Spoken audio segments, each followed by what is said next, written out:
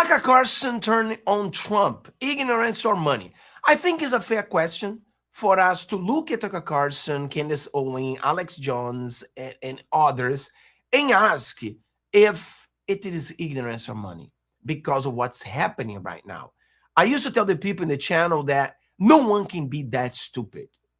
Unless you're liberal. Yes, unless you're liberal. Liberal, the kind of people that go on a protest against a dictator, no king, dictator, carrying flags of a dictator. So, yeah, besides that, on a normal world, no one can be that stupid. So, if this person is not that stupid, why is he doing what he's doing? If he is right now, was he wrong before? And if he was right before, is he wrong now? So let's try to understand what's going on with Tucker Carlson. Look at him at around 2015. That perhaps France is having these problems because it has the largest Muslim population in Europe as a result of its immigration policies. Is it time to rethink immigration policies in Europe and, by the way, also here in North America, to pay attention to the country of origin? Is it a good idea to let a lot of people from countries where violent Islamism is rife come to this country? What do we get out of it? Is the problem with the Muslims of Europe that they're too Muslim or that they're criminals? So was he right then or is he right now? And then he got very upset because Trump cursed. And I brought this video to you. I'll not use the Lord's name in vain. People think that means don't swear or curse. Open the effing straight. How dare you speak that way on Easter morning to the country? Who do you think you are?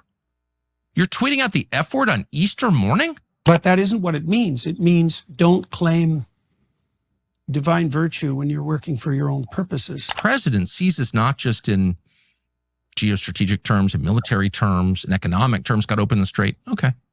Is it possible the president sees this in bigger terms? What you're watching is a very stealthy yet incredibly effective attack on what, from a Christian perspective, is the true faith, belief in Jesus. It's these performative gestures that make you morally virtuous.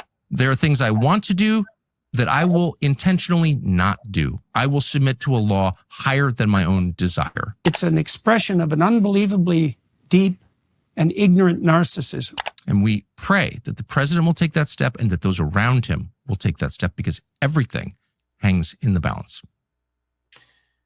So Tucker Carlson is confused, completely confused. And if you look at some other videos of before and them, you come to the conclusion that he needs help. And I've seen he's going away for a while now. But since when he said he was attacked by a demon, the things got way worse. And he's completely lost. Look at this. And the implied security guarantees, some explicit, but many implied security guarantees of the United States to Israel probably haven't helped Israel that much long term. You know, it's a rich country with a highly capable population. Like every other country, it's probably best if it makes its decisions based on what it can do by itself. That country couldn't exist without, not for a week, without U.S. backing. America's supporting Israel because it's an ally. I don't even know what those words mean. I'm just saying my principle they're an ally, right? I mean, they both don't know what that means to be an ally. Qatar. By the way, today, honestly, the only ally U.S. you really have is Israel. Everyone else turned their back on us. So if we talk about ally, Israel is one. U.S. go to war, Israel is ready to go to war. Everyone else turned their back. And now he has no idea what ally means. And now he says the opposite. I don't even know what those words mean. I'm just saying my principle they're an ally, right? I mean, they both don't know what that means to be an ally. Qatar is like one of our closest allies in the world. The largest American air base in the Middle East is in Qatar. They're a close ally of ours. Qatar is U.S. ally, or Qatar is your ally? That's a good question. People got to make the question. Let me get to the nub of the question, since again, a lot is at stake. A lot of money is at stake. Land is very valuable. Israel has a lot of resources. We have a huge country. This is a country the size of New Jersey with no resources. So Israel has resources, or Israel doesn't have resources? I come to Israel and the infrastructure, we were flying in, and I said to my buddy, I was like, man, first of all, it looks great. I love the agriculture in Israel because it's beautiful. I love green. I love plants. I remember when it didn't look like that. Yeah. First time I came in 53 years ago. It's great. Israel, which is one of the single ugliest countries in the world. Now you have a Christian guy who's saying, going after Trump because Trump said a bad word on Sunday, and he's saying Israel is the ugliest country in the world where Jesus was born. The history of the Bible is there. The history of Jesus is there. He's saying the history of God is ugly. What is he saying? Thing of beauty has been built there since 1948. Sorry, plants. I remember when it didn't look like that. Yeah. First time I came in 53 years ago. It's great. Israel, which is one of the single ugliest countries in the world. Nothing of beauty has been built there since 1948. Sorry, I've been everywhere in that country, and it's true.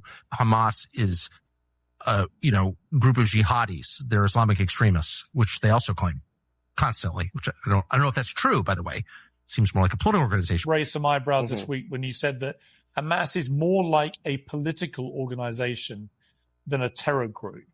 I didn't say that. An attack on Western civilization looks like this. It's tribalism. It's identity politics. It's DEI. It's whatever. It's Zionism. It's any belief system that begins with the understanding that one group is morally superior to other groups. Well, just on principle, like every other group in the world has the right to its own homeland except white people? Like what?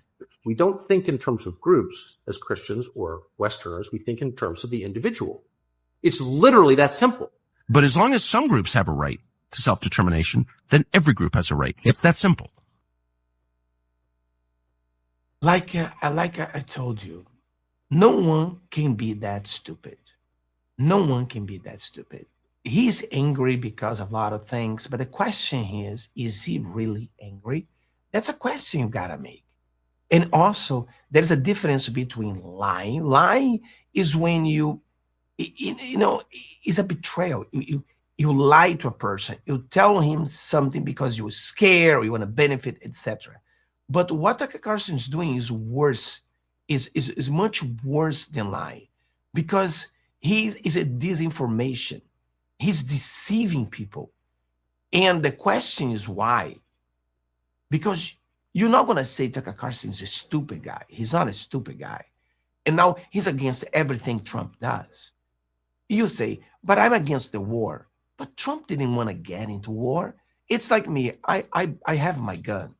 But I didn't buy my gun so I can use the gun. I hope I'll never use it. But if someone comes in my house and try to do bad to my family, I will have to use it.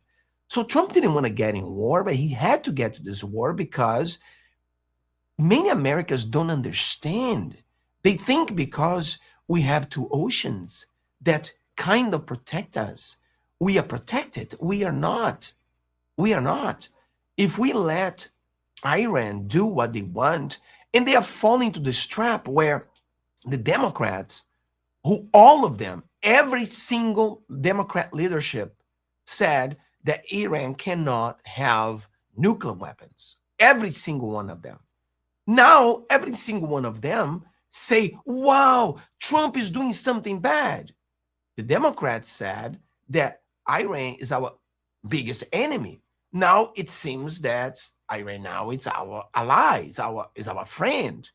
So you can't fall in the trap of the Democrats. Democrats, when Trump says we are going to eliminate the civilization, they say, wow, he's a genocider. Now, when Trump brings peace, they say, wow, he chickened out. It's like, what do you really want? So we got to open your eye about these people who all this suddenly they are against President Donald Trump. And once again, I tell you, Trump is the best president we've ever had. Yeah, you may disagree with one thing or the other things, but in general, he's the best. And he's not the president of America, he's the president of the whole world. The whole world look at Trump and say he is saving the world. What he's doing to Europe, what he's doing to the America, South America, Central America, is what no one has ever done it. So Trump is the best. May God bless America.